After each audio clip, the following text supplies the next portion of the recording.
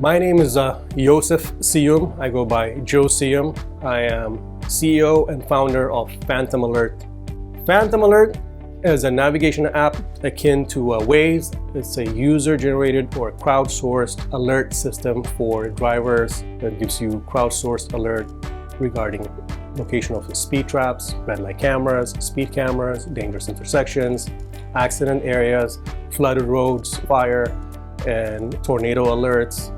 And also we provide live DOT traffic camera view on a smartphone. So when COVID hit, we realized we have a crowdsourcing application where millions of people can download PhantomALERT and tell us where they are, how they feel, and if they need help. We could easily retool PhantomALERT to track COVID symptomatic patients, hotspots, and share information through our app. It would just be an easy update. So PhantomALERT team looked at each other and said, there's a global call to action to fight the pandemic. Everybody's saying there needs to be a private-public partnership, and the government is calling on tech companies to come up with an innovative solution to fight the pandemic, and we submitted the app to the AppStore. To our surprise, the app was reviewed and rejected. We got a call from Apple app review team, and we asked them, why are you banning us? This is a great idea. We've been in the App Store collecting user-generated data for years.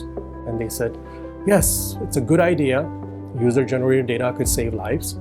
That they have come up with a new guideline where such COVID-19 apps could only be developed by a certain select group of entities. A few days later, to our surprise, Apple launched their own COVID-19 app that is similar to what we had proposed to do. So we were frustrated, but we didn't give up. So we still had our Android app. Surprisingly, even Google banned our app. Then by mid-April, surprise, surprise, Google and Apple come out with a press conference where they say, oh, don't worry world, don't worry governments. Google and Apple are coming up with their own Google Apple exposure notification application to fight the pandemic. Then it all made sense.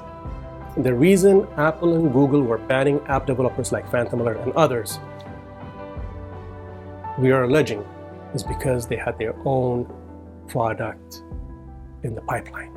So we started talking to attorneys, antitrust attorneys, and the lawyers were saying are you crazy? You're gonna take on two tech giants worth $1 trillion? And we said, why not?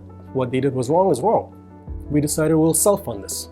So we put some money together, we did our own online research, and we crowdsourced legal advice. And on March 18th, 2024, by some miracle, we pulled it off and we filed an antitrust and breach of contract claim against Apple and Google. 3 days after we filed our antitrust lawsuit, the DOJ files an antitrust lawsuit against Apple. And we were shocked that everybody that we told our story, the majority of the people, understood that this was a David versus Goliath fight.